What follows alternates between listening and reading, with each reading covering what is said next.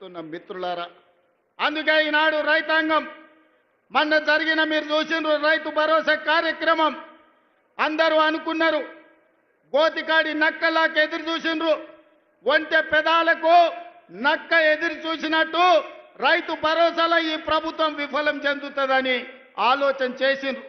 నేను చెప్పిన 9,000 కోట్ల రూపాయలు 9 రోజుల్లో రైతుల ఖాతాలో వేస్తామని చెప్పి 70 లక్షల మంది రైతులకు 9 రోజుల్లో 9,000 కోట్ల రూపాయలు వేసి రైతు ప్రభుత్వం, ఈ ప్రభుత్వంలో రైతును రాజును చేస్తాం.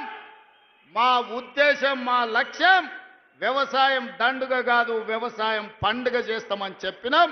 చేసి చూపించి ఆ ఘన విజయాన్ని సాధించి ఇవాళ రైతులు తలెత్తుకునే విధంగా ఇది రైతు రాజ్యం అంటే ఇట్లా ఉండాలి.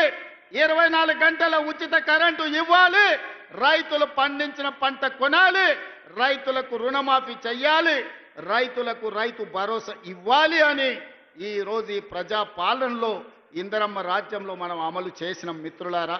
ఇవాళ ఎవరైనా సరే నేను సవాలు విసురుతున్నా, అది ఢిల్లీలో ఉండే మోడీ అయినా సరే, గల్లీలో ఉండే కేడీ అయినా సరే, చర్చ పెడతాం. పార్లమెంటులోనా, అసెంబ్లీలోనా రైతు రాజ్యం ఎవరు తెచ్చిండ్రు, రైతులకు అండగా నిలబడ్డది ఎవరో తేల్చుకుందాం. రాండి చర్చలకు.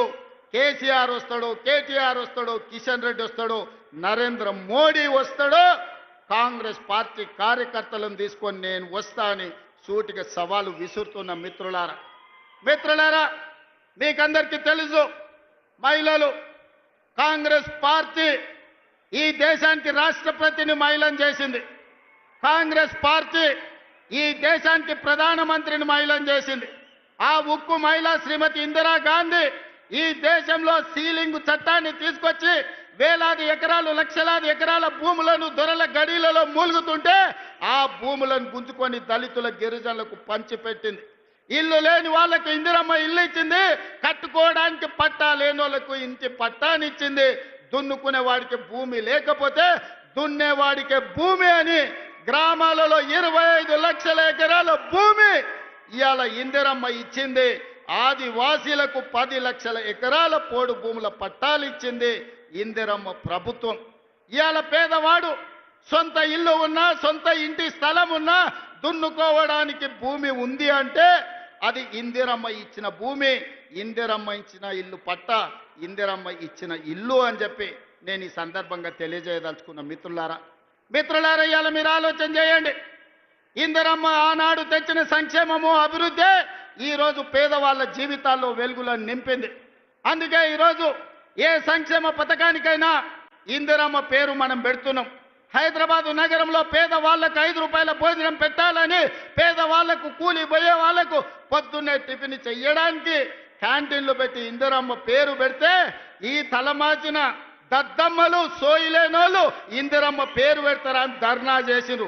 ఒక్కనొక్కని బట్టలు ఇప్పదీసి కొడితే తప్ప ఇందిరమ్మ గొప్పతనం వాళ్ళకు అర్థం కాదు అని చెప్పి నేను ఈ సందర్భంగా తెలియజేస్తున్న మిత్రులారా. ఇవాళ మహిళలకు ఆర్టీసీలో ఉచిత ప్రయాణం దాదాపుగా 6,000 కోట్ల రూపాయలతోని ఆడబిడ్డలకు ఆర్టీసీలో ఉచిత ప్రయాణం ఇచ్చినాం. ఆర్టీసీ ఉచిత ప్రయాణమే కాదు, ఆడబిడ్డలకు 1000 బస్సులు కొనిచ్చి 1000 బస్సులు ఈరోజు ఆర్టీసీ కార్పొరేషన్కు, ఆర్టీసీ బస్సుల యజమానులను ఆడబిడ్డల్ని చేసిన చరిత్ర మనది.